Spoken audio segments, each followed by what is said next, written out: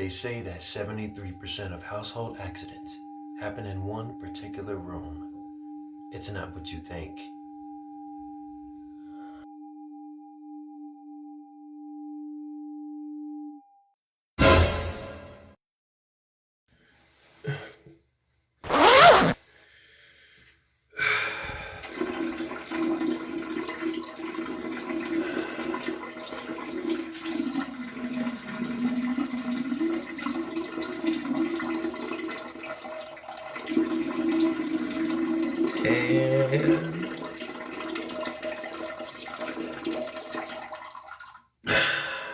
Finally.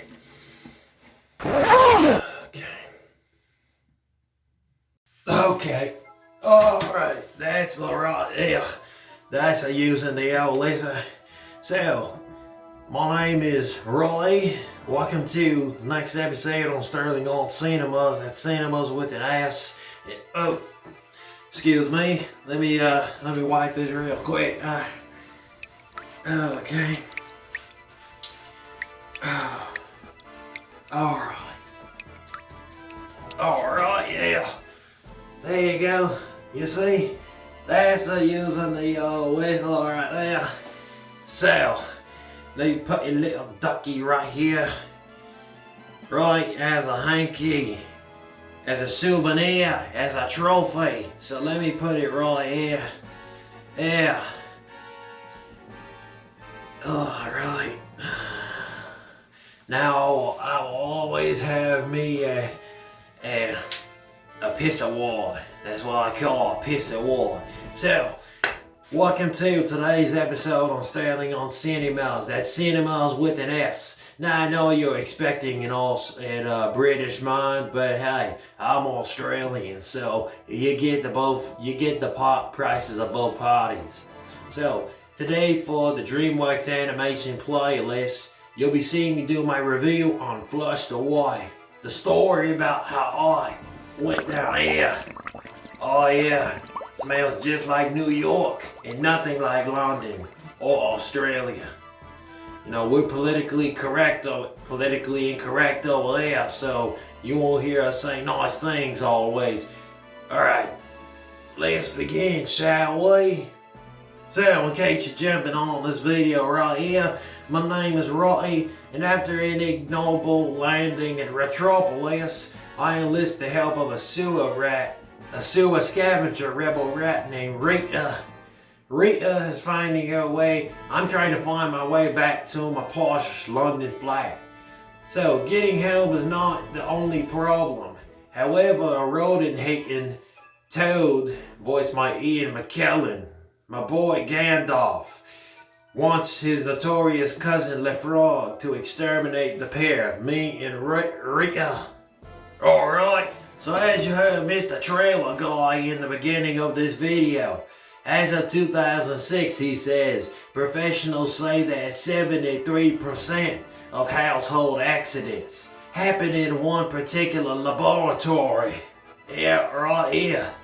So DreamWorks Animation has tackled finding your place and belonging in a family with Over the Hedge, which I really love. And that would go on to be a continuous theme with most of the post-Madagascar franchises like Kung Fu Panda and How to Train Your Dragon, Rise of the Guardians, The Croods. You'll see it everywhere. If not all of them, most of those films afterwards. And you know what? Flushed Away does not use this theme as a focal point, but most of the later films would take different routes to get to that same X. Perhaps DreamWorks Animation and Aardman, I love Aardman. Wallace and Gromit, Chicken Run, they maybe wanted to eat chicken pot pie in the crib, you know what I mean. But they have taken the liberty in telling a story that spirals down to the socio and economical struggles that films rarely do nowadays.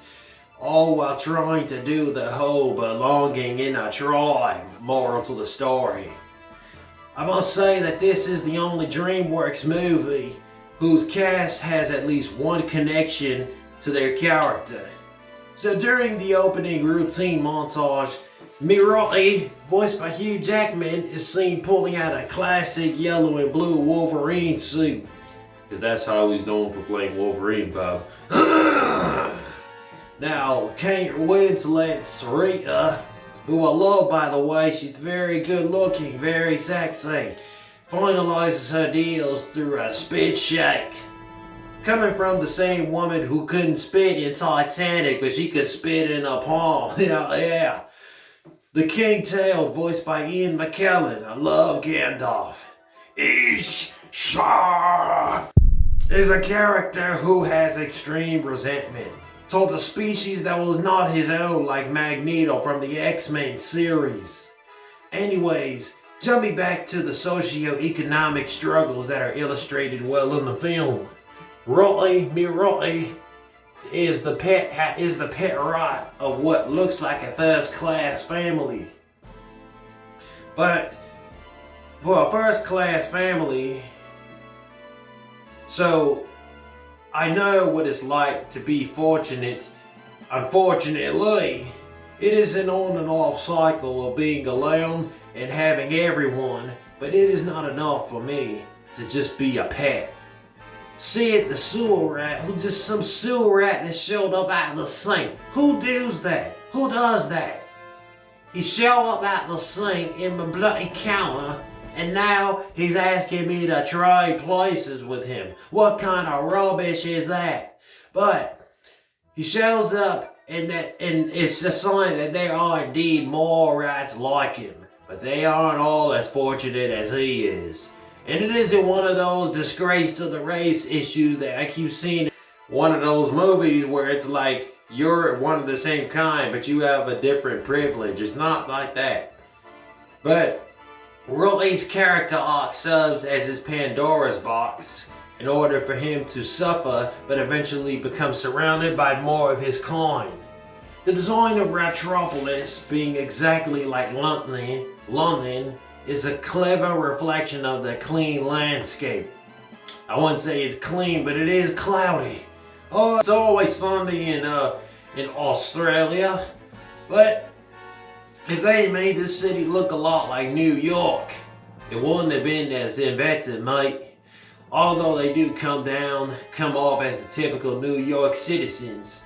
Ratropolis is the embodiment of a middle-class society that is enjoying each other, but at times it can feel trumped by the toad upstairs, by the man upstairs. Not Jesus, but the man. When Roddy chicken runs, you know what I'm saying? Chicken runs into Rita, a rebel and fighter, and really attractive. She doesn't get one of those love at first sight moments, but is fascinated by somebody that he can at least say goodnight to. This is just a hint of how much of a stark contrast it is to have somebody who is in your company before you go to sleep. Whether you are rich like me or middle class like them.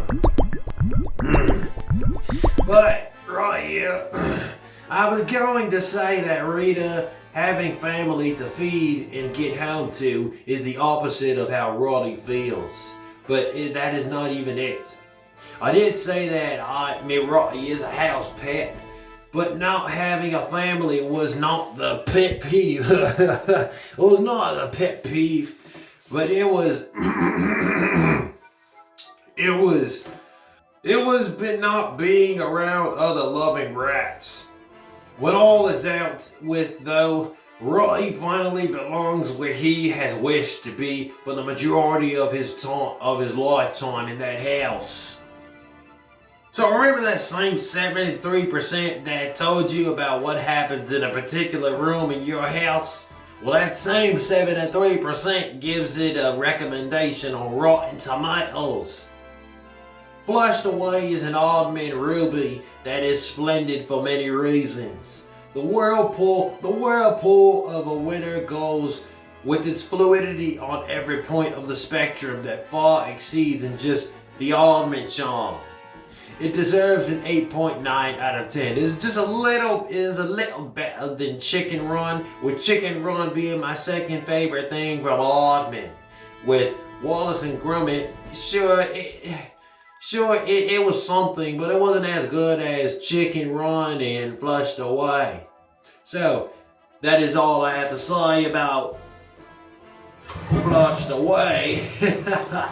But anyway, thank you guys for taking time out of your day to watch me say something about this movie.